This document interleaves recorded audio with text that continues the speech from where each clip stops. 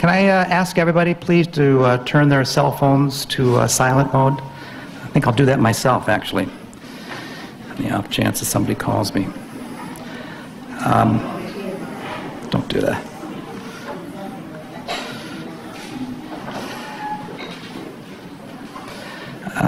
Okay, good evening and welcome to the 11th Edward Said Memorial Lecture. This series was initiated by my colleague Farrell Hazul shortly after Edward's death, and this year's lecture is generously supported by the Dean of the School of Humanities and Social Sciences, that is Nathaniel Bowditch, to whom we are very grateful. I also want to acknowledge Hoda and Nadia Gindi of Cairo University's English Department. Hoda's here today.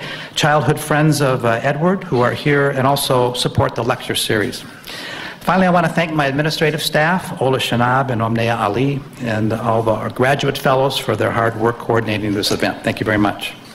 I'm Stephen Nimitz of AUC's Department of English and Comparative Literature, and it's a real privilege for me to be here and to introduce our speaker this evening and to welcome all of you members of the community of Cairo. Thank you for coming.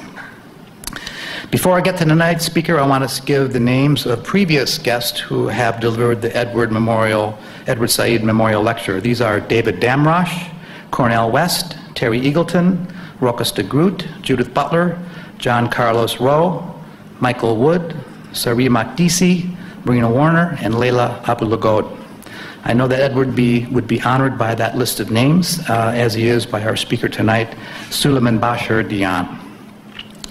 Professor Diagne is currently chair of French and Romance Philology at Columbia University, a position that he took in 2008 after having taught philosophy for many years at Cheikh Anta Diop University in his native Senegal, and then at Northwestern University. He also served in Senegal as counselor for education and culture, and he has a broad range of experience and interventions in the public sphere, where he has deployed his considerable academic acumen on many important causes, especially on behalf of universal human rights. And thus, he is a very appropriate choice for tonight's lecture.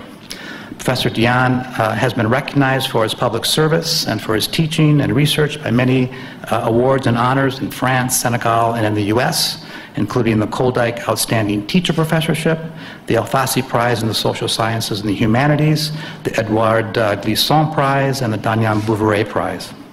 Professor Diagne studied philosophy and mathematics at the Sorbonne, writing a doctoral thesis on Georges Boole's Algebra of Logic. This will be the only Edward Said lecture with math questions will be allowed. And not only allowed, but definitively answered, perhaps. Since then, his work and interest have branched into many fields of study, including the history of philosophy, Islamic philosophy, African philosophy and literature, Sufism in the Islamic world, and 20th century French philosophy. Of his many award-winning books, those that have been translated into English include African Art as Philosophy, Senghor, Bergson, and the Idea of Negritude, Islam and Open Society, Fidelity and Movement in the Philosophy of Muhammad Iqbal, and finally, The Ink of the Scholars, Reflections on Philosophy in Africa in 2016. This last work is available online as a free download at the Codercia site, and we thank you for that. We really appreciate that here in Egypt. The subtitle of that work, Reflections on Philosophy in Africa, is also the title of his talk this evening. Please welcome Professor Souleymane Bachir Diagne.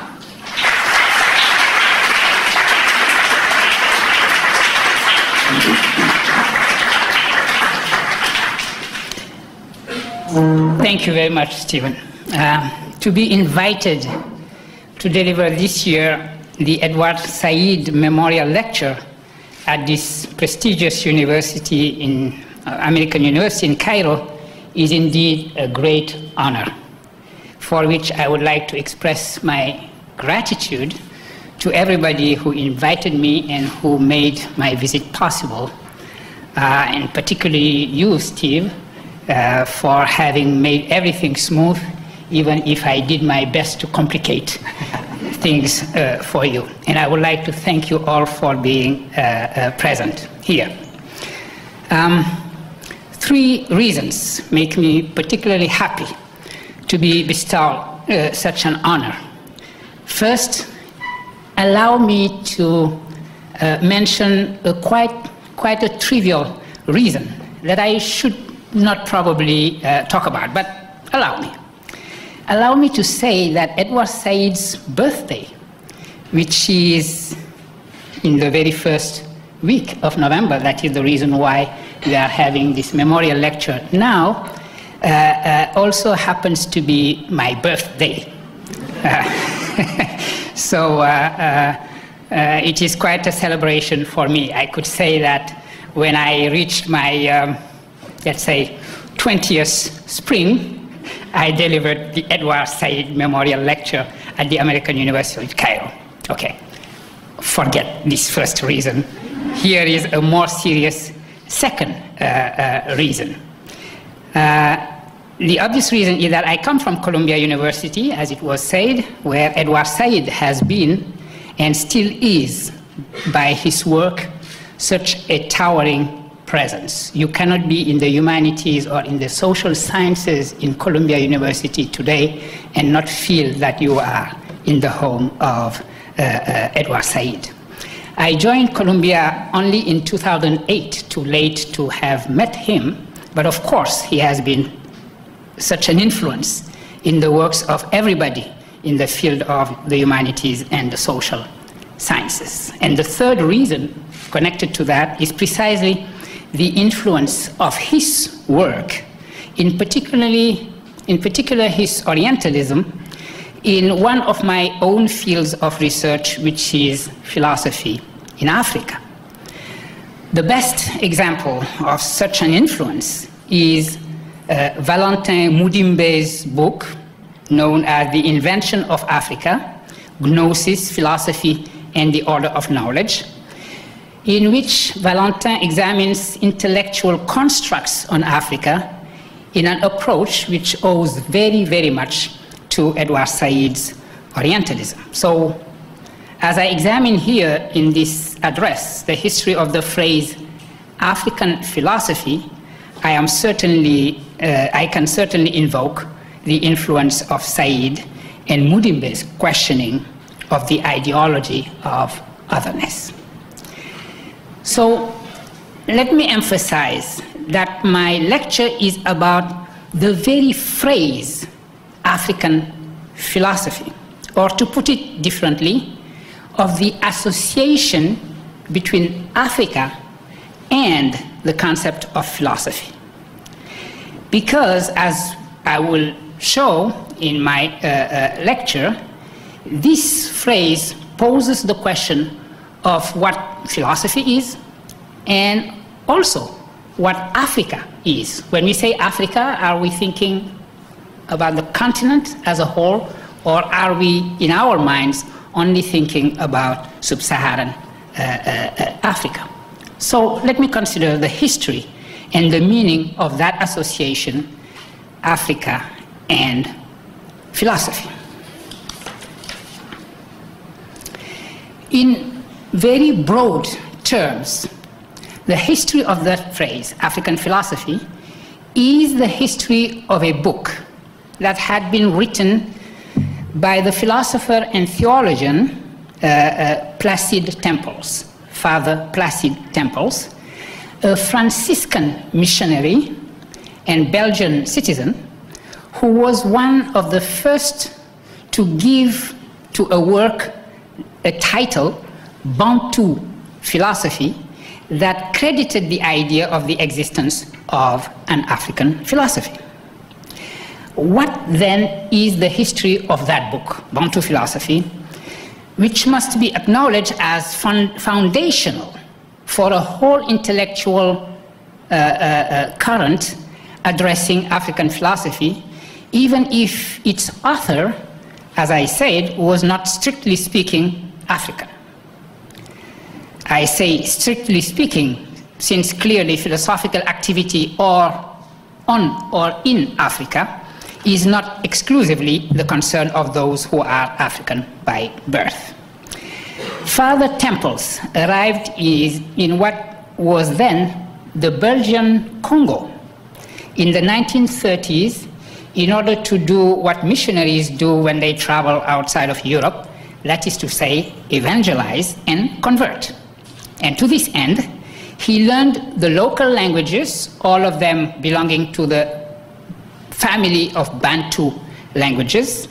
He instructed himself in the oral culture, and he took interest in particular in the proverbs, in the ways of saying, of doing and being of the populations he aimed to bring into the Christian religion.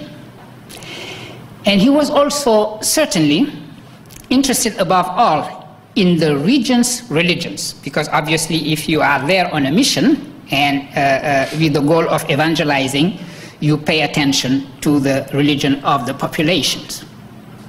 And during the war, the Second World War, he began to write a book out of his experience in Flemish or Dutch on his knowledge of the Bantu societies among which he was living then.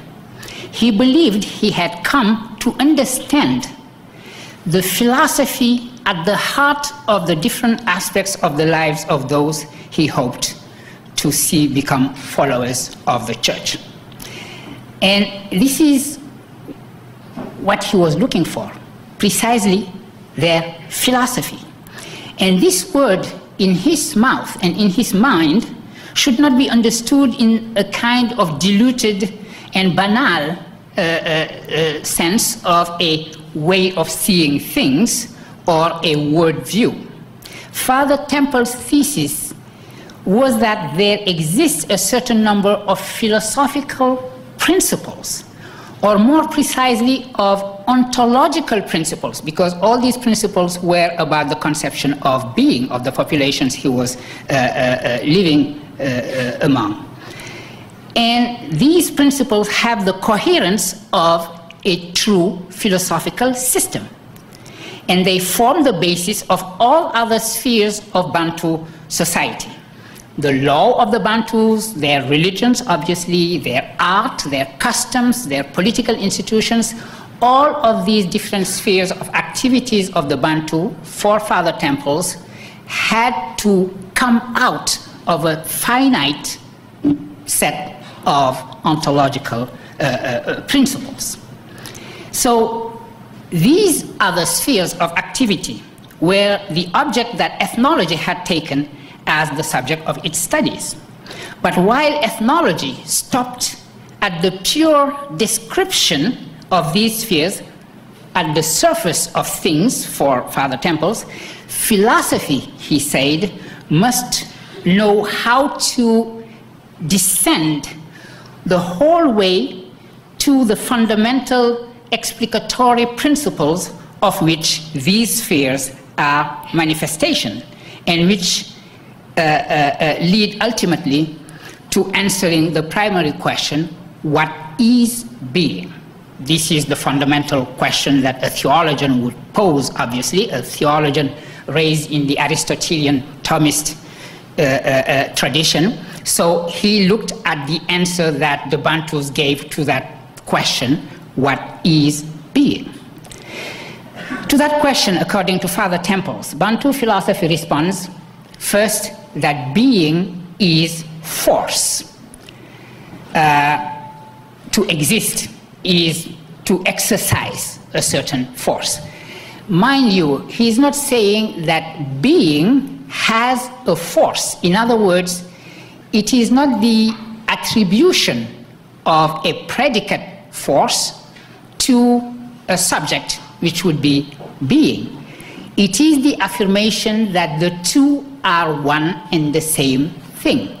Being, in other words, force, one might say. And if you want to say it in Latin, which is always more impressive, you could say ens sive robur, to paraphrase Spinoza.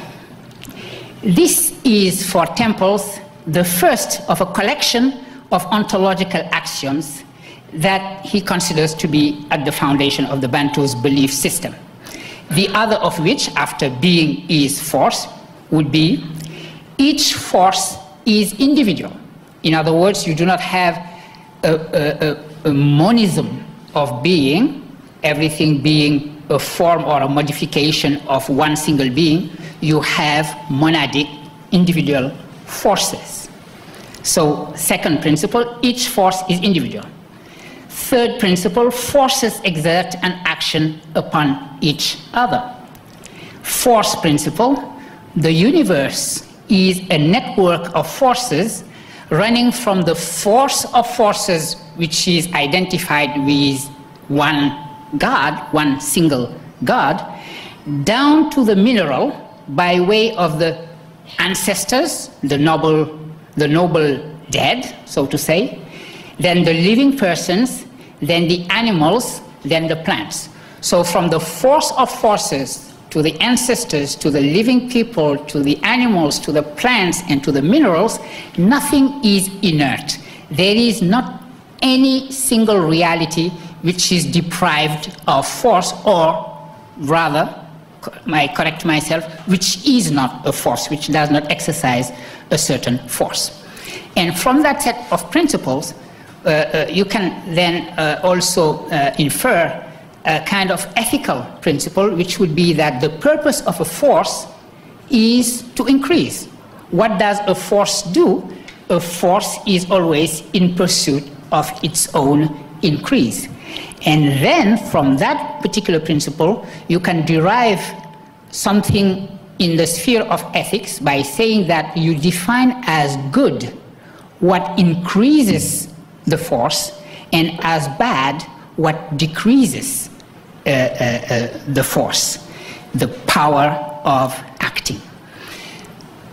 Léopold Sédar Senghor, the poet, philosopher, and first president of my country, Sénégal, who was very much impressed by Temple's book when it was first published after World War II, proposes to have the neologism deforcing, to translate that. Something is good if it reinforces, and it is bad if it deforces. So that is the neologism he created in French, which can be also translated into English. So these are the fundamentals of what Father Temples considered to be the dynamic ontology that the Bantu culture carried within itself, which can be read in particular in Bantu languages.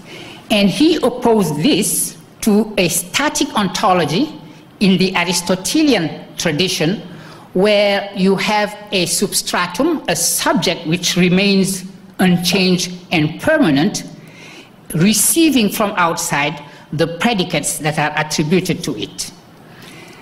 So you can see how he built this binary, this contrast between what he considered to be a dynamic African, or more precisely Bantu, way of considering or answering the question, what is being, to what he considered to be the European understanding of being in a kind of continuous Aristotelian frame. So that is roughly summarized what Bantu philosophy says. And when the book was translated into French and published at the end of the war by Présence Africaine, the publishing company, it was a resounding success. The publishing house was literally created in order to publish the book, as its founder, the Senegalese Alioune Diop, indicated in the preface he wrote to Bantu philosophy. He declared that the book was, with another text by Jean-Paul Sartre, French philosopher Jean-Paul Sartre, called Black Orpheus, the most important book that was written on Africa. And he celebrated the fact that in this book by Father Temples, the notion of vital force had acquired a positive meaning which was absolutely opposed to the meaning it had had just a few years before, when the Nazis actually spoke about vital force and presented their own ideology as an ideology of vital force. And to understand the success of Temple's book, which was welcomed, as I said, as a foundational event by figures as diverse as the Senegalese Léopold Sédar Senghor, or Cheikh Anta Diop, another Senegalese, or the French philosopher Gaston Bachelard, it requires to understand the break, the rupture that the book represented, beginning with its title. It broke with a way of thinking that was established at the end of the 1820s and the beginning of the 1830s, in the era when Hegel was giving his lectures on the philosophy of history in Berlin. As you know, and let me summarize this very quickly, in his lectures on the philosophy of history, Hegel was basically retracing the history of human spirit. Let's call it like that. And so he was looking at the way in which human spirit had traveled throughout the world during world history, let's say. And since he was doing that, looking at the map, he could not ignore this huge continent which seems to be sitting in the middle of the world, which is the African continent. One could think that Hegel had no desire to talk about Africa, but if you are saying something about world history and the history of human spirit in general, you can't ignore that, well, Africa is there on the map, sitting there. So he decided to say bravely something about it. He looked at the map, and you have to think of Hegel as someone who believed very much in geography. He's a philosopher of history, but a philosopher of geography as well, in the sense that for him, water was very important. Let me.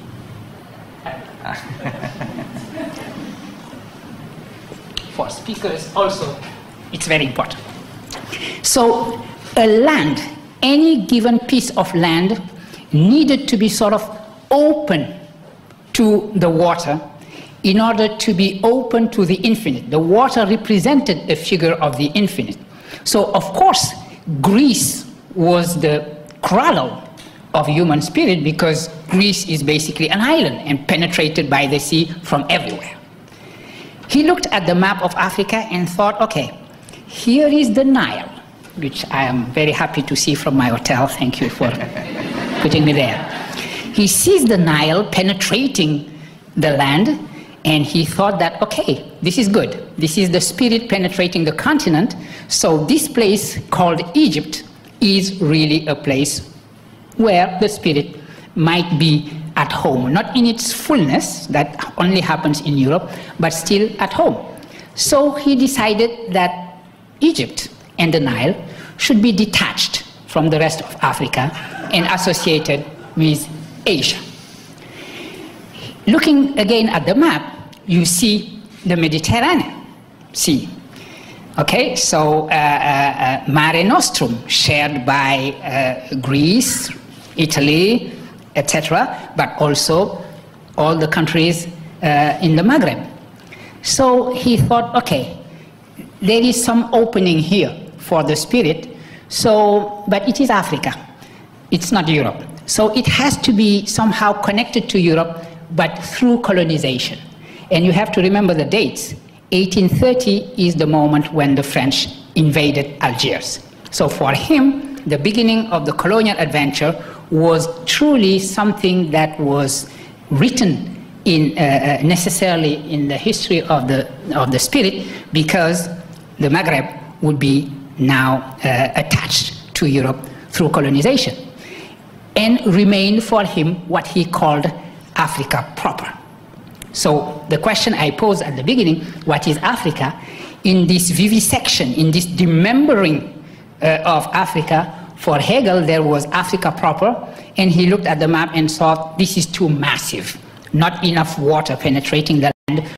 So he decided that the spirit could not live on the African continent. So he decided that the African continent was forever wrapped in the dark mantle of night. You could call him a racist, you would be wrong. Actually, this had nothing to do with race. He was not saying that black people were incapable of receiving the spirit or philosophy. He was saying that the geography of their continent could not. So he was not racist, he was geographist, as I would call it. So philosophizing Africa was an oxymoron from then on, and at any rate, philosophy could only be the exclusive telos of a European humanity to which, according to Husserl later on, the other humanities much align themselves.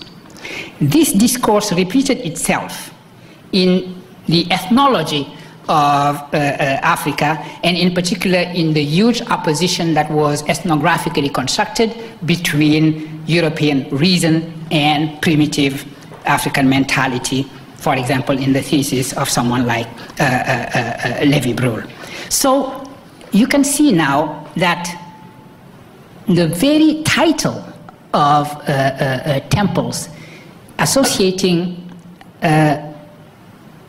African cultures or societies or languages such as the Bantu with philosophy was breaking with that intellectual tradition, and that explained the success of the book. The book created a genre, and that genre in turn produced a certain number of an intellectual tradition of books that were written from then on, let's say from the 1950s to the 1970s, without problem, saying a book on Igbo philosophy, Akan philosophy, Wolof moral philosophy, and so on and so forth. They were all models, these kind of book, this particular literature, on that book by Father Temples on African art. And in that essay, he also had something about a philosophy of force, which is the ultimate principle behind the very particular nature of African art. In particular, the anti-mimetic nature of that art. As you know, usually Africa is huge, so speaking of African art might be essentialist, but it is true that one can find a kind of common denominator between the arts of many different regions of Africa, and pay attention to the fact that it is not a naturalist art, but an art in which figures are totally distorted. You use geometrical forms, you put together geometrical forms in a way that is not reproduction of reality, although reality is hinted. There is a hint that this represents a man, this represents a woman, this represents this or that figure, but at the same time you are not paying so much attention to the mimetic relationship to anything real. Because, said Senghor, what the artist is truly aiming at is not the reproduction of reality, but grasping the sub-reality of the object. And that sub-reality of the object is the force which it manifests in its appearance. That force is individualized as a rhythm. What makes the difference between a force, one given force, and another force, the principle of individuation here is the rhythm of it. Every single force has its own particular rhythm, and that is what the art is able to capture. So because Senghor was meeting temple thought in emphasizing the notion of vital force, this encounter explains why he was so happy to read the book of Temples. This is the 50s and the 70s. Now I go faster. In the 70s, there was a strong reaction to that kind of literature that had been inaugurated by Father Temple's Bantu philosophy. A younger generation of philosophers reacted against it, against the model it represented, based on a certain number of points. One important point in particular was that you could not have something like a collective philosophy. Bantu philosophy, they would say, doesn't make sense. If you talk about French philosophy, it would be, you would quote given French philosophers who have written individually under their names and are taking responsibilities for a certain number of theses. How could you consider a collective something like an ethnic philosophy? That was one of the main criticisms against the book by Temples. So the critique called the approach of Temples ethno-philosophy. You cannot be basis for philosophy. One argument that was made in particular by Beninese philosopher Paulin Huntonji is that in oral cultures, human memory is so preoccupied with retaining and transmitting that it does not criticize. In other words, if philosophical attitude and posture is by definition critical, you cannot criticize something that you have to transmit at the same time that you are eager to keep it, to retain it in order to be able to transmit it. So they would say orality is fundamentally anti-philosophical in its attitude.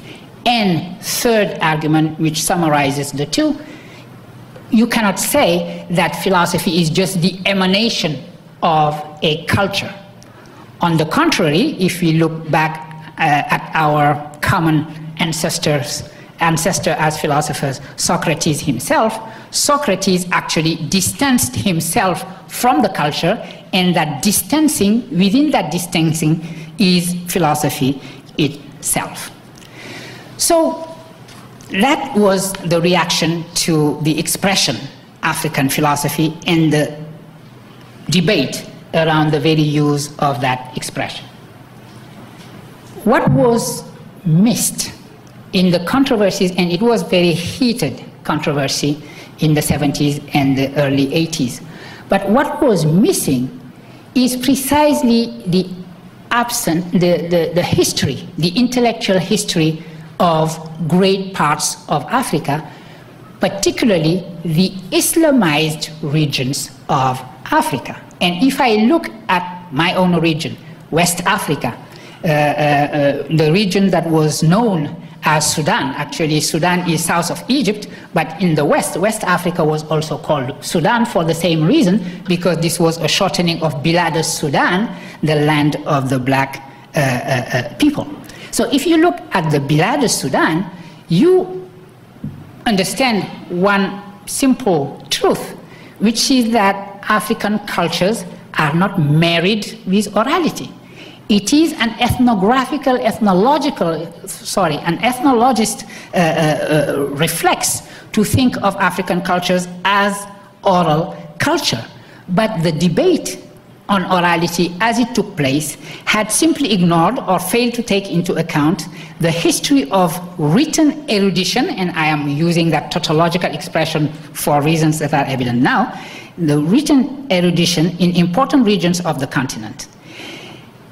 Erudition should be understood here as referring to written erudition. And one thinks of the cities that were witness to this written culture, in particular the legendary Timbuktu in Mali. It is after the attack on North Mali that a larger audience realized that you had this rich tradition of written erudition when people were afraid for the manuscripts that were precisely kept in Timbuktu.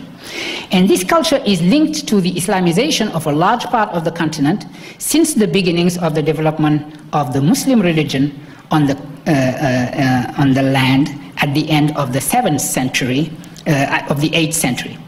It was then, during what is called the Middle Ages, that Islamization translated in an important manner into the development of written erudition that carried to Timbuktu, Gao, Djenné, and Koki, restraining myself to West Africa, the effects of the translatio studii that had spread from Athens and the centers of Greek and Hellenistic philosophy towards intellectual places such as Nishapur, Baghdad, Cordoba, Alexandria in this very country, and Cairo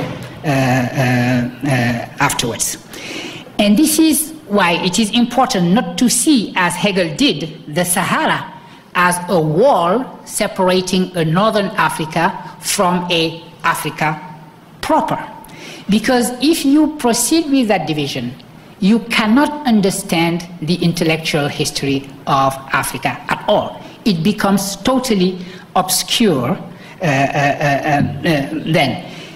One has to think philosophically about the history of philosophy on the continent, first to acknowledge the fact that the Sahara has always been crossed by routes from north to south and from west to east that were traveled by men and women, free or enslaved, pilgrims or students in search of science, books, paper, and other merchandise. From West Africa, for example, the traffic was quite intense towards Egypt. People who would go to pilgrimage to Mecca would stop here in Egypt, meet scholars at Al-Azhar, talk with them, stay a month usually, then go on their way back, make a stop again, and so on, so forth. So you have me for a while. That's what we do when we come from West Africa.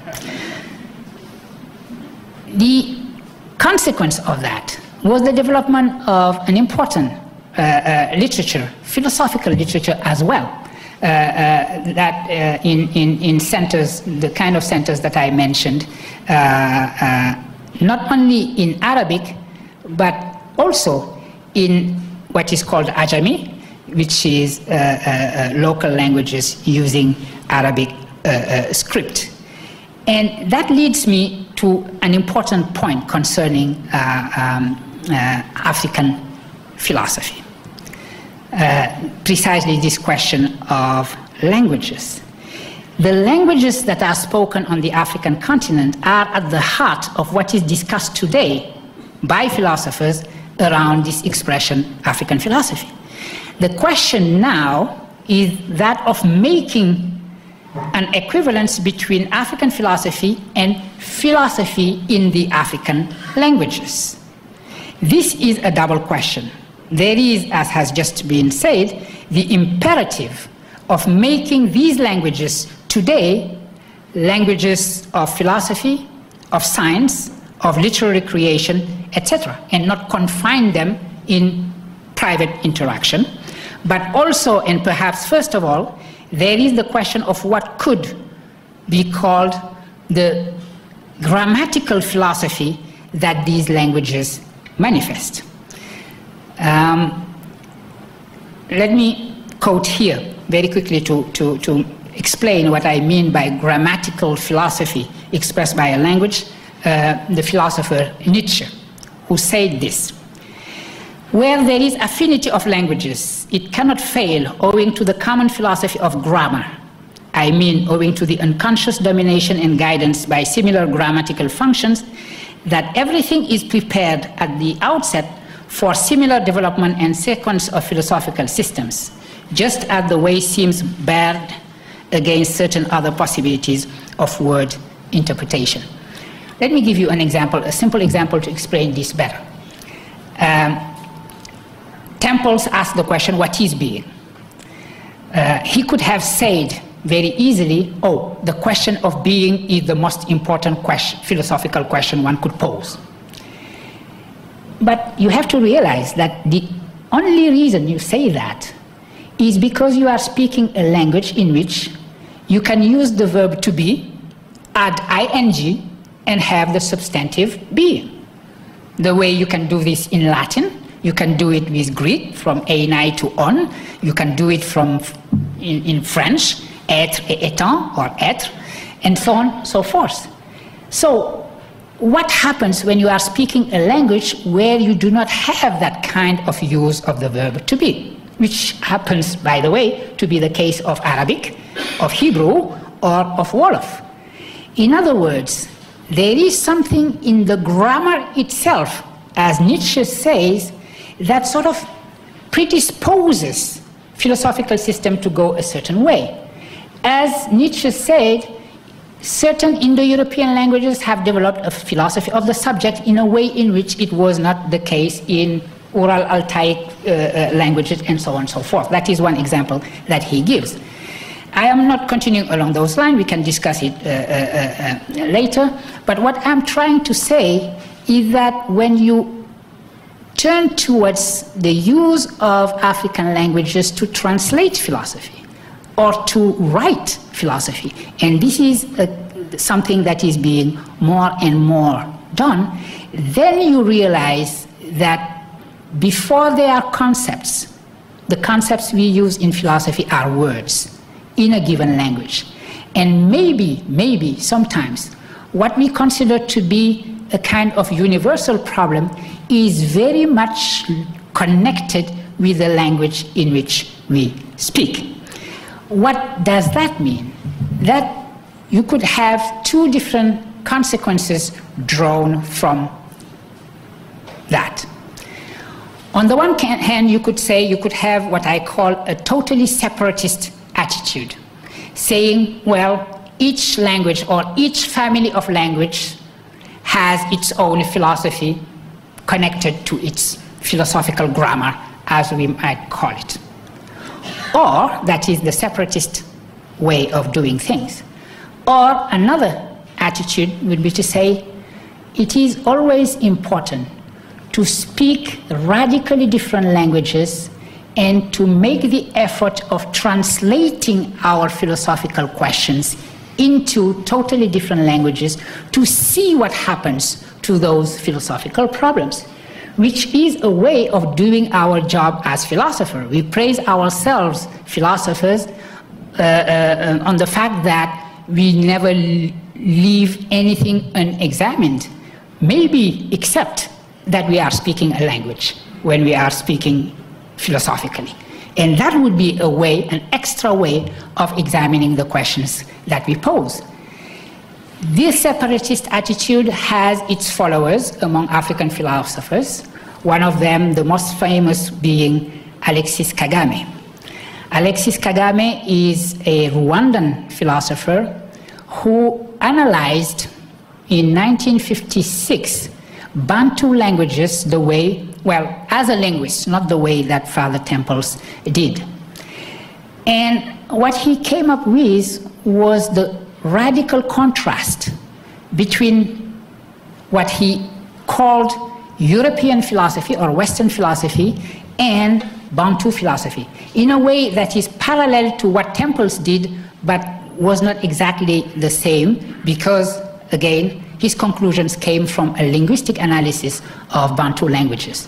What he looked at was Aristotle's categories. As you know, Aristotle has a list of 9 or 10 categories, depending on which book by Aristotle you look at, which are, simply explained, the different ways of speaking about being. If I say, this is water, that would be the substance water. Water, the quantity I have here is enough. The quality of the water is that it's very fresh. I could talk about the water being on my right and so on. In other words, the different ways of speaking about being is about what it is, the substance, then the quantity, the quality, the relation, the modality, the action, the passion, etc., and you have the picture. Now, all of these categories depend on the grammar of Greek. These are the different ways of using the verb to be in Greek. That is what Kagame was saying. And he says, well, maybe in our languages, from our languages, doing the kind of analysis that Aristotle actually did in his analytics would lead to different categories. That is what I call the separatist attitude. On the other hand, the translator's attitude was represented by Ghanaian philosopher Kwasi Wiredu, who tried precisely to translate famous philosophical problems into his own Akan language to see what happens to those problems and questions. Now, in philosophy, there is a wonderful text often quoted by analytic philosophers, which is a text by philosopher Alfred Tarski defining truth. for a given statement to be true is for what it says, what it declares, to be the case. If I say it rains and the lady on my left turns her head and looks out and sees the rain, then I would have been right. What I said was true, otherwise it would be false. So the idea that a certain sentence is true if and only if it is what it says is the fact. And he looked at the translation of into Akan, and it did not make sense at all in Akan. Now, the fact that it did not make sense in itself was very interesting about the definition of truth. That definition of truth seemingly worked only in languages that had the same type of grammatical philosophy, of philosophical grammar, as Tarski's language or English, etc. In Akan, it did not make sense, which doesn't mean that in the end you do not translate. You can always translate anything. In translation, you always meet untranslatables, but in the end, you always find your way around the untranslatable, and you find your way. So translation is this impossible operation that is always, in the end, performed at the end. But doing that translation, going from a language to another language, you learn something about the philosophical problem, and you learn something about your own Akan language. And somehow, you also learn something about English.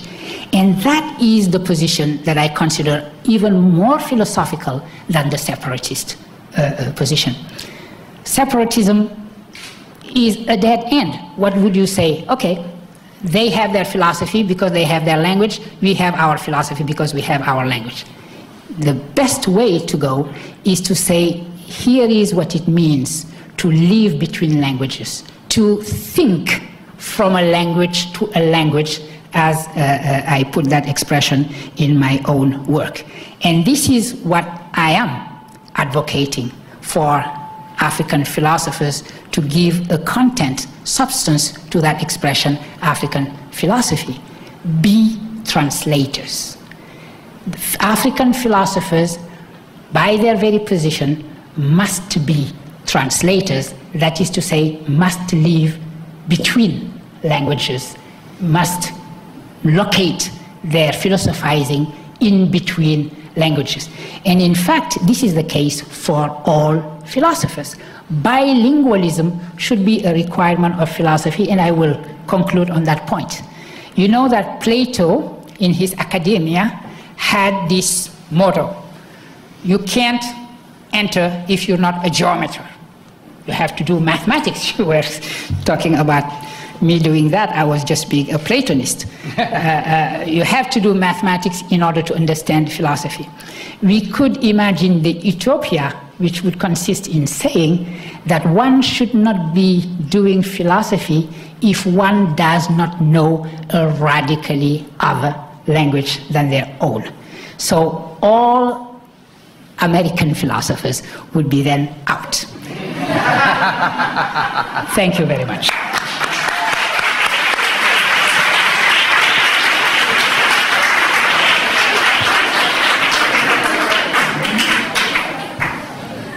Thank you very much for that stimulating and I feel personally pointed to in that particular lecture. Professor Diagne would be pleased to take some questions from the audience, and there are several people walking around with microphones who can help you with that. Our first question over there. Should I go? Please. Yeah. Thank you. That was an amazing lecture, and I'm really grateful that you came all the way to share with us your thoughts. I'm very much interested actually in whether the attitude of translatability is even possible in the first place, not endorsing necessarily separatism, but that the experience of incommensurability sometimes is the dominant fact of our lives, precisely because of relations of domination, for instance. Fanon when he speaks about the relationship between the colonizer and the colonized, he presents a world which is very Manichaean, where actually the consciousness of the colonized doesn't exist until he goes through the cleansing act of violence of decolonization. So as long as these facts of domination and power exist, then the idea of translatability is actually not even possible. That's not a separatist attitude, that's more of a, let's say, a call for, let's finish decolonization first, and then we talk about translatability. Thank you. Thank you. Yeah, that's fine. Okay. Well, thank you very much. This is a very important question because you put your finger on something which is what I would call the paradox of translation. I am someone who believes in translation, and my current work is about translation. And my point is to consider that translation is a way of creating reciprocity. If you put languages in touch with each other, putting them in touch, to use an expression from the philosopher of translation, Antoine Berman, is a way of creating equality and reciprocity. Now, I am not being naive, and you are perfectly right pointing that in translation itself is about domination. Actually, if you look at which language is translated into which language, then you can see fully the structure of domination. In particular, the space of domination par excellence, which is the colonial space, where you have imperial language and dominated language. And you are right, Kagame's gesture was a decolonizing gesture. The gesture of someone who says, well, here you are, speaking your own imperial language, giving the impression that your language is naturally the incarnation of the universal. It is the logos itself, incarnated. And that somehow nothing exists if it is not translated into your own imperial language. And here I am looking, actually deconstructing your own pretense to universality, what you are considering to be Aristotelian expression of the grammar of thought, the very laws of thought, the laws of valid reasoning, is nothing but the grammar of his own Greek language, which then could be challenged by the grammar of another given language. You are affirming, by doing that, he is affirming the equivalence of the languages, and that separatist attitude, you are right, cannot be understood outside of that context. It is a gesture of refusal. And you are also right pointing to Frantz Fanon. Frantz Fanon is the one who said that colonialism is by itself a violence. And against violence, the only response is violence. So the violence of separatism as a response to the violence of imposition of an imperial language which presents itself as the language of the logos itself. I'm considering that we are in a post-colonial situation, although this could be discussed, where the equivalence of languages is something that we accept probably more easily now, living in a post-Bandung type of situation. So that would be my response. And thank you for pointing that aspect of translation. I think there's a question down here in the front. Here comes the microphone. Thank you, Mr. Sim. I just asked to speak to welcome Professor Bachir Diagne in Cairo, as we were always in Dakar as friends since 20 years. I'm welcoming you, first of all. And to see we had a lot of arguments and discussions in Dakar. He was very helpful, a real philosopher in Dakar in West Africa. And within Codicria, that is the Council for Developing Social Science in Africa based in Dakar, we had fellowship together, or in the university and so on. Then I know him as a real philosopher in Senegal and on the whole Africa, what we call Francophone Africa, but he is now in the Anglophone, not American Anglophone anyhow. Living between languages. Different language. That is the first, then that is the point that we had in Cairo on 1966, I think, Senghor, president and philosopher Senghor in Cairo University. We attended, and his lecture is very important one, and printed in English, French, and Arabic, I think. Then he put us in, you are this evening putting us with the other, the dialogue with the other, in between African philosophy and the other philosophers and so. But he put us with this negritude, Arabism, and so. Where in your lecture, of course there are a lot of points, that your lecture is very rich with from languages, oral culture, and ethnology, and anthropology, and so on. So I can't go ahead more yet. I'm just asking you to speak about the negritude of Senghor. Was recognizing the other also by this way, or different thing with Bantuism, for example? He even couldn't connect the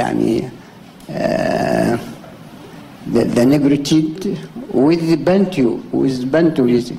That is very strange.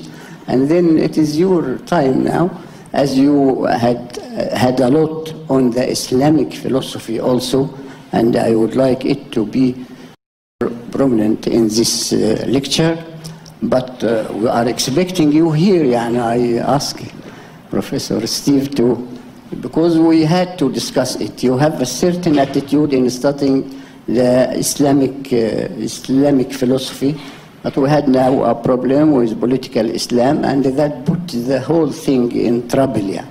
But by the way, Bachir or Diagne, Bachir has put this, you have to read it. We also translated one of his book into Arabic, but he has in French, of course. I am, anyhow, in the end, I'm thinking thank you for the AUC to host you, to invite you to Cairo, and thank you personally to accept and to come. You are welcome anytime. Thank you very much. Thank you so much, Halme, for that. I know that what you said out of friendship. Of course, we have known each other for. Now, nobody will believe me if I say that I had my 20th anniversary here. You are right. I mean, the comparison with Senghor. Senghor was, of course, the philosopher of negritude, what it means to be black, and he sort of had a philosophy of recomposing, of remembering the African continent out of the Hegelian vivisection of it by considering that Africa was the addition of negritude plus what he called Arabity, etc. What I'm saying, contrary to that, you do not need to have separate entities and try to recompose them. In fact, if you pay attention to the history of Islamic philosophy, of what is known in Arabic as falsafa, if you look at the history of falsafa, then you reconstitute the intellectual unity of the continent in a way that is not an addition of societies or cultures, etc., etc., because you had this intellectual continuity that would come from Greece even, all the way down to Timbuktu. In Europe, this notion of translatio studii, the idea that was constructed in the Middle Ages that Europe was the hair of Greece. Okay, so you would have Athens, Rome, and Heidelberg, or London, or Sorbonne, or Paris. This was a construction that corresponded. They did not correspond to the tours and detours actually really made by the translatio studii, because you had Athens, okay, but Athens through Nishapur, Edesse, Baghdad, Timbuktu, Cordoba, Fez, Kairouan, Timbuktu. So the notion of translatio studi should be complicated. We should rewrite, and this is one of the consequences of what I was saying, we should rewrite the history of philosophy in a way that is different from the way in which it is written in textbooks.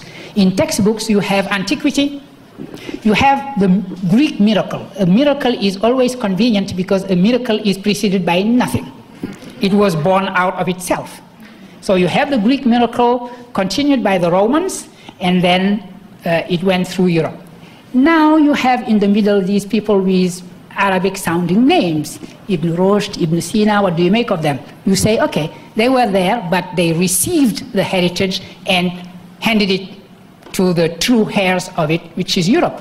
This is the Hegelian construction of the philosophy of spirit, which was an ethnic cleansing of the history of philosophy. So basically what I'm doing here is re-ethnicize the history of philosophy, and thank you so much.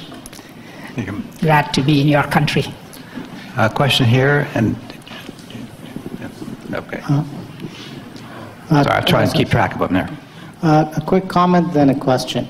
Graham Greene's novel, The Heart of the Matter, you also have the book in there called A Bishop Among the Bantus. So there's a connection there as well. They're very universal, popular people. If language can create problems, problems of balancing acts in grammatical philosophy, how about doing away with language at all and focusing on art? Because I was reading a book on philosophy of Islamic art, an Arabic book, and I was saying they didn't have pictorial representations of God, and de-emphasizing pictures, focusing on geometry and colors, abstract kind of art. And it sounds a lot like the African art and rhythm, and also connecting in their pictures to music, to sounds. Is that another avenue that we can use to get around these language problems? Well, right. I mean,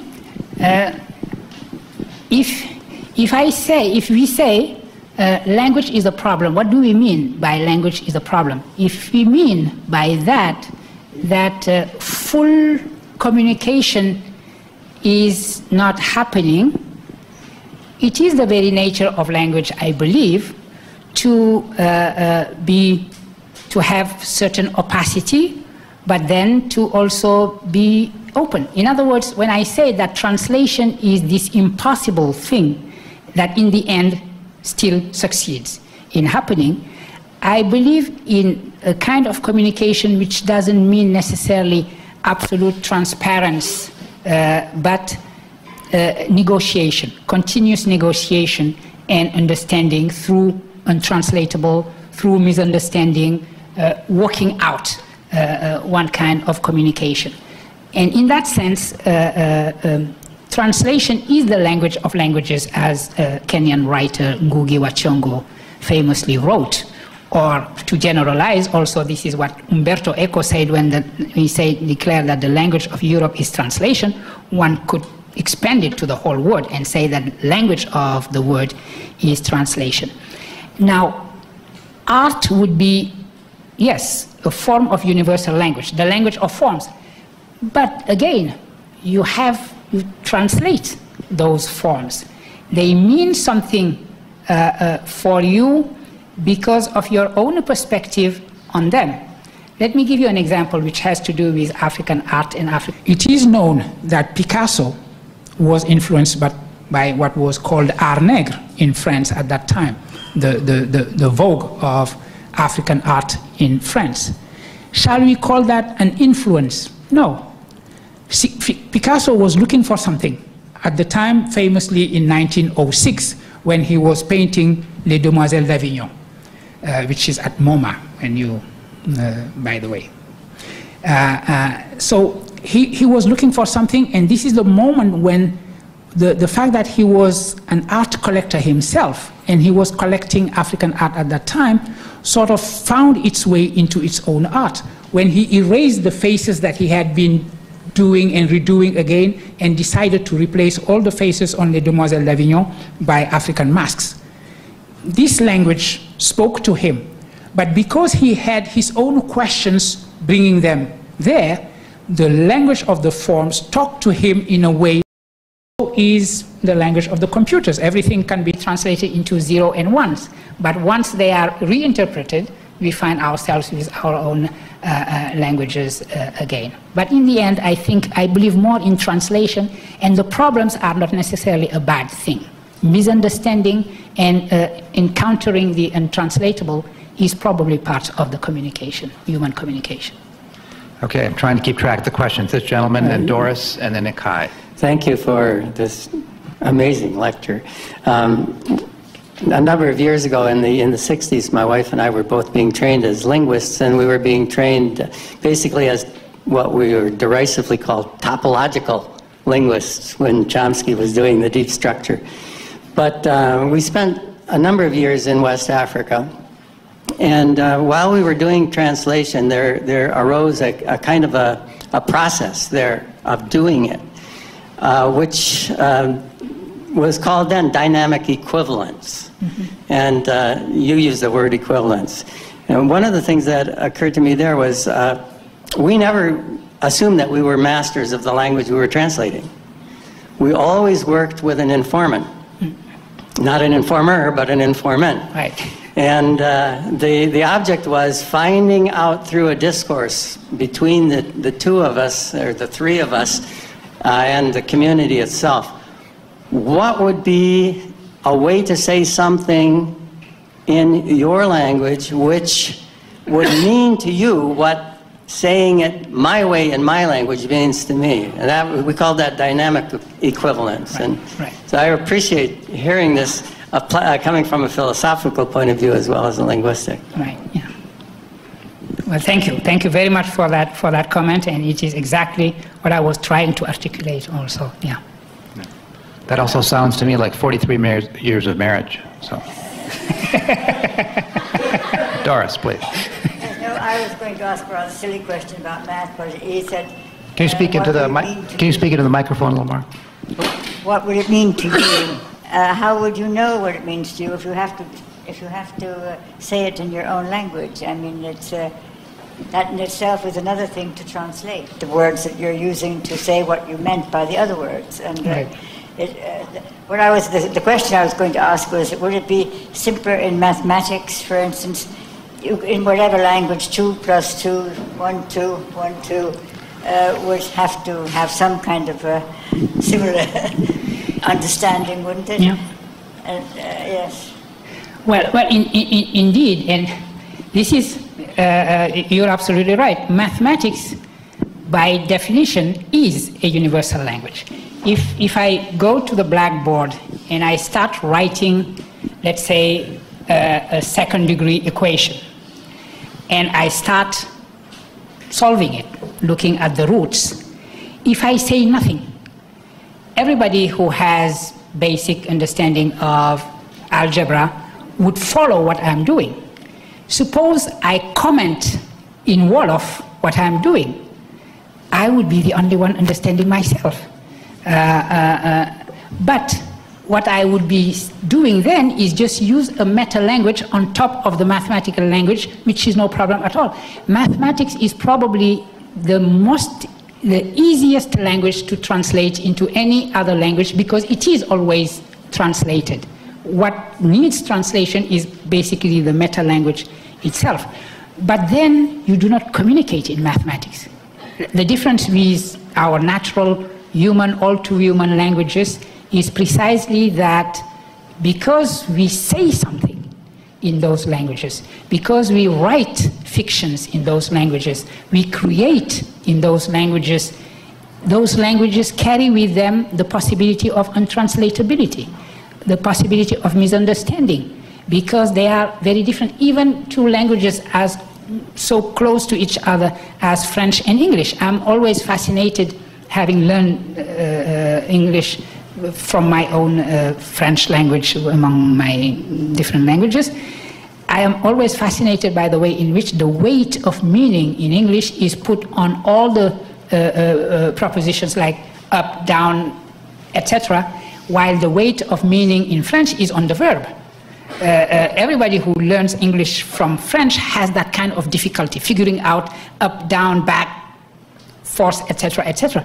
Because no verbs means nothing if it is not accompanied by those elements of the language. So there lies the possibility of misunderstanding, but also there lies the very price and value of translation.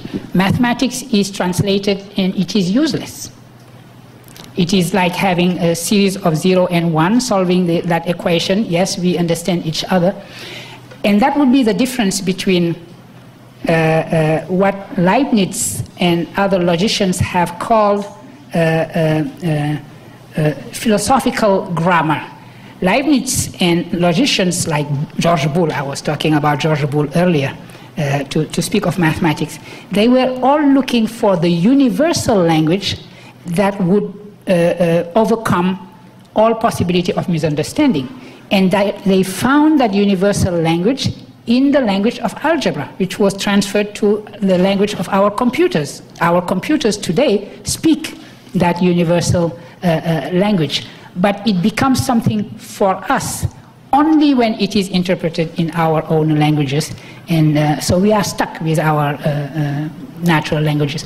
The case of Esperanto would be something different, but again, who writes novels in Esperanto? Who reads them? Ikai has been very patient. Thank you, Professor, for the talk. And you know, as someone who talks about Greek philosophy in English, whose native language is neither, I feel very encouraged by your thesis that translating is a fundamental act of philosophizing. So, you know, like, I'm not very sympathetic with the separatists, but I do kind of want to, you know, like, kind of engage with this understanding exactly what's the argument backing them up. Because it seems like if I choose the side of translation, I'm fine with accepting that there are certain things that are hard to translate, or there are certain limits of translation, and what we should try to do is to continually attempt to overcome it. So it seems like if I'm an anti-separatist, I accept that in principle languages are translatable, while acknowledging that there are certain limits to translation. Would you say that if I want to be a separatist, then I'm committed to saying that what's untranslatable is the more important part? For example, if I'm a separatist, am I committed to the position that, oh, when you translate Bantu philosophy into French, something's lost. And when you talk about it in English, of his French version, something is lost. Is a separatist committed to that position? Or do you think actually a separatist has other reasons besides untranslatability to insist on his position? I would consider that the separatist has exactly that position. Let me give you an example that is given by Kagame himself, the quintessential separatist. He says, well, when I read Descartes' Cogito, it is untranslatable in my language. In other words, when Descartes says, I think, therefore I am, what Kagame says is that you cannot have that absolute construction of the verb to be in the languages that I am dealing with, because you have to say, I am what? I think, therefore I am tall, short. You have to say, I am what? You do not use it in an absolute sense. And he says, he stops at that, saying it is untranslatable. What I'm saying is that he's wrong. I don't know his particular language, but I am sure you can find a way around it. Even if you have to put a long footnote and explain something about, you know, the fact that the language I'm translating from has this absolute use of I am. So you can, my point is that separatism in that sense is a starting point. You have to acknowledge that if you say the beginning of philosophy is Parmenides, being is, non-being is not, it's not necessarily something that makes sense for everybody. But trying to make sense of it in a language where you do not use the verb to be in that way is something to be, from which we gain something. This is why I believe in in sort of overcoming the separatist attitude. So it almost feels like you agree with certain insights they have, but you want to turn the... Absolutely, absolutely, yeah. Other questions? Over here. And then Lauren is next, and then, yes. Thank you very much for your coming, and welcome, Carrière. Actually, you started your lecture in a very enthusiastic way that we are thinking about the question is of what is the African in order to understand what is the African philosophy. But actually you ended up imprisoning us in the question of language. But actually the question of the African philosophy had many wide attempts in order to formulate it. You started with that Africa, or African philosophy, or African knowledge, is the knowledge on Africa as an object. So everyone who is talking about Africa can make African knowledge. So we can get into the problem of translation, because at the end of the day, you're going to have non-Africans who are working in Africa. Mm-hmm. But Pauline Hontonji, that you have mentioned, have said another trend. They said that actually we do not need to go into this way of formulating African knowledge, but say that African knowledge is knowledge by Africans. It's not knowledge on Africa. So at this moment, we're not going to be imprisoned in the idea of translation, because at the end of the day, they are all Africans. They do not need to translate. Okay? The third attempt, which gives many potentials and opens our vision into African philosophy more better and will not restrict things into it's going to be translated or not, and all these dualities, is the idea made by Kwasi Woredo and Henry Odera Oroka. Kwasi Woredo said that actually we are in need of tradition. Why don't Africans think of what is unique in the tradition philosophy, in the tradition of African philosophy? So we have the way open in order to talk about a tradition of African philosophy, more wider than the problems or the problematics of language. And Henry Odera Oroka, you have the psych philosophy. This is a rich work that we going to study the wise people in our tribes, the wise people in our nations. All these attempts tries to open the vision how to study African philosophy. We are not in African philosophy restricted on the idea of language. We have language, we have the idea of tradition, we have our wise people, we have our own new ways opened by Woredo again for thinking about a way of tradition, what is unique. We still have this question unanswered. Thank you very much. Thank you. The idea of being unique, and it is interesting that the three philosophers that you mentioned, the Beninese Pauline Hontonji, the Ghanaian Kwasi Woredo, and the Kenyan Henry Odera Oroka, they shared the same question about what it means for a philosophy to be African. They started, actually, the three of them, a journal in the mid-70s with the title Consequence. And as is the case for many African journals, you had one issue of that. And then they ran out of money. But you are absolutely right, indicating that these three took three different directions in African philosophy. Pauline, at that time, was essentially a Marxist. What he wanted to do was to clear out the whole Bantu philosophy, ethno-philosophical approach, in order to, because he believed that you cannot have philosophy if you do not have science. He was a student of Althusser, as I was myself a few years later, and Althusser had taught us that philosophy has no history, ideology has no history. History happens on the ground, in the material things and in science. And somehow philosophy is a reflection of what is happening on the ground in science. And Pauline was very much, when he wrote his book on sur la philosophie africaine, on African philosophy, he was into that. And so he wanted to clear the whole space from ethno-philosophy and approach it in that case.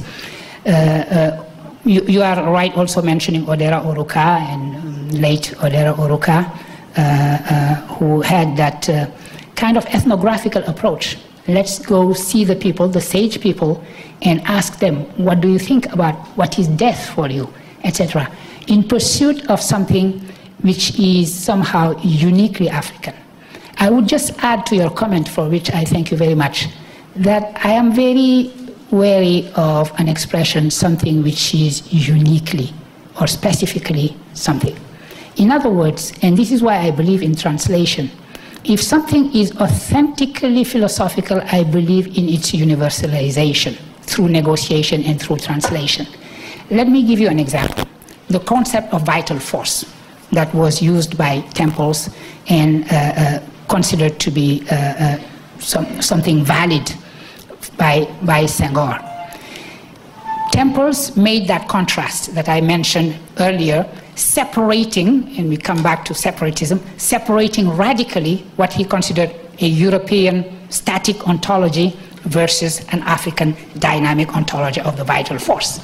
In the end, he came back from that separation because he said, well, after all, these Bantu people speak the language of force, force being given, force being increased. What does it tell me about my own faith and the text I believe in, which is the gospel? And he said, in the end, I came to convert the Bantus, but finally they are the ones who taught me something about the way in which I should understand my own gospel. I should understand the way in which Christ says, follow me, I'll give you life, and I'll give you life in abundance. This is a quote from the gospel.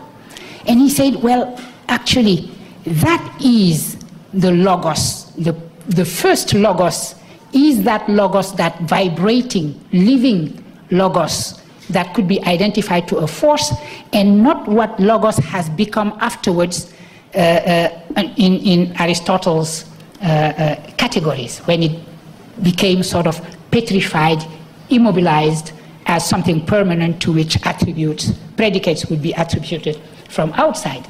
And so what he presented as the specific philosophy of the Bantus turned out to be the human experience in general.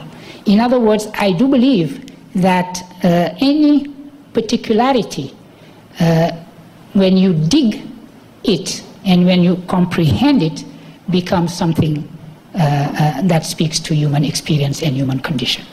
That's what I would add. But I thank you very much for those references. Lauren? Hi. One of the colors that I heard in your lecture today as it related to philosophy, our constant grapple with philosophy and how we defined it, was spirituality and this power of the word. And it took me back to my undergraduate years at Spelman College, where I studied about African women writers and philosophers. And so looking at the concept of philosophy and going into the rationale of the everyday lives of people, the everyday duties of women, the everyday conceptions of how people grapple with their own personal experience. And in various West African traditions, the feminine force, various feminine deities, and how communities interpret them in their own existence. And it reminded me of one of your own countrywomen, Mariama Ba, and her book, So Long a Letter, and her creating this letter based on her experience as an African woman, West African woman, in a patriarchal society, dealing with the issues of class, of status, of all these issues, but her using her experience to, in a way, create her own philosophy. So I guess the question I would like to pose to you or ask, is it possible if you could describe, particularly from your country, Senegalese women, in what way has women's experiences, women's daily lives contributed to this thing called African philosophy? That's a great, infinite question. let me come back to what you said about Mariama Bai, and I'm so happy that you raised the case of what she said. And I connect what you said about her to what you said about words being power. Words are force. Words matter. And they make a change. They act. If you remember that in the novel is a letter, and we find out at the end that this strong woman actually herself comes to literature. When she tells her friend who is in Canada, I believe, in the US, that she is going to write. And so at the end we understand that somehow what she wrote is what she said at the end of the novel that she was going to write. Turning her life, transfiguring her life, transmuting it into the force of words, I think is an experience that we learn from, I was going to say Senegalese women, but I mentioned that I do not believe in specificity. So let me say West African women in general, or women on this continent. The force of life is somehow to be understood through them in various ways. And art has captured that. The best representation in African art of the force of life is usually the representation of the feminine figure. So that's part of the infinite answer that could be brought to your question. Thank you. I think we have time for just one more question, then we'll have I want to thank you for not only a very stimulating lecture, but stimulating answers to interesting questions. I'm an Egyptologist who studies ancient Egypt, and it's often said that ancient Egyptians had no philosophy. There is no philosophy for pharaonic Egypt. If I understand what you're saying, in part,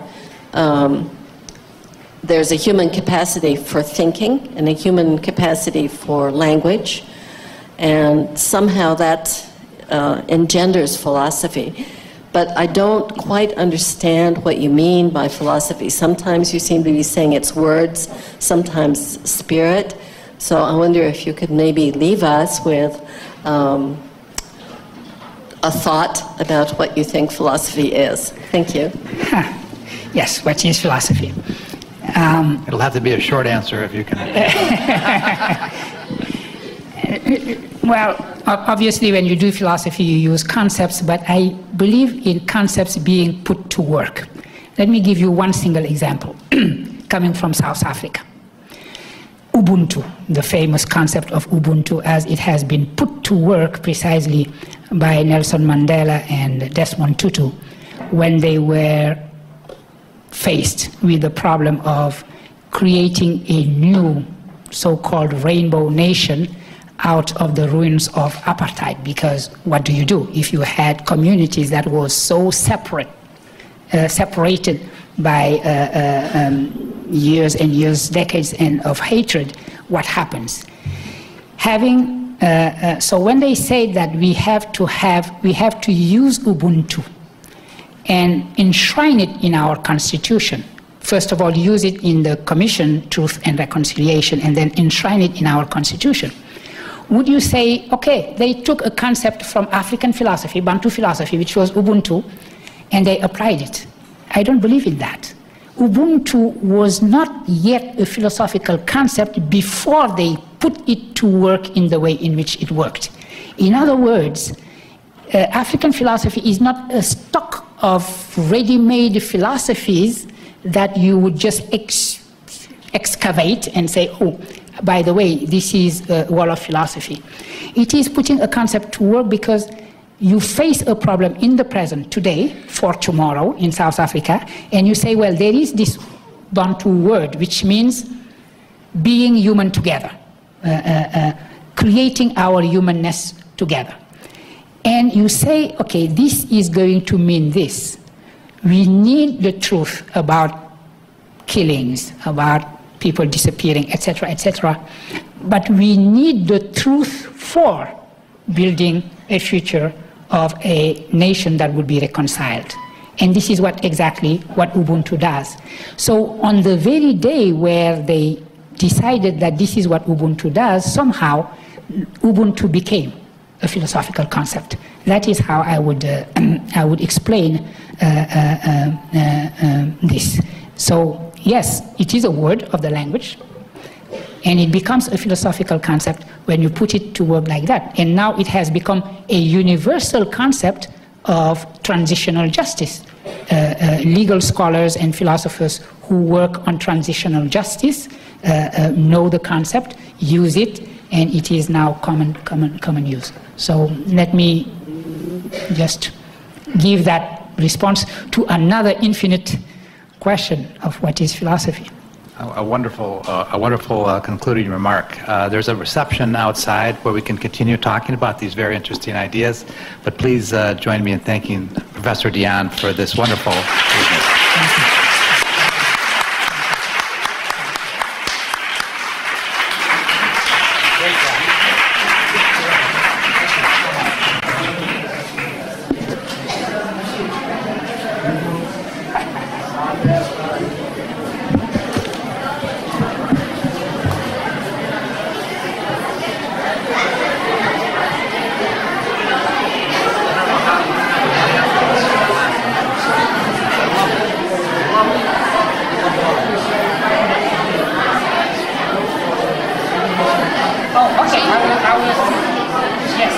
Thank you.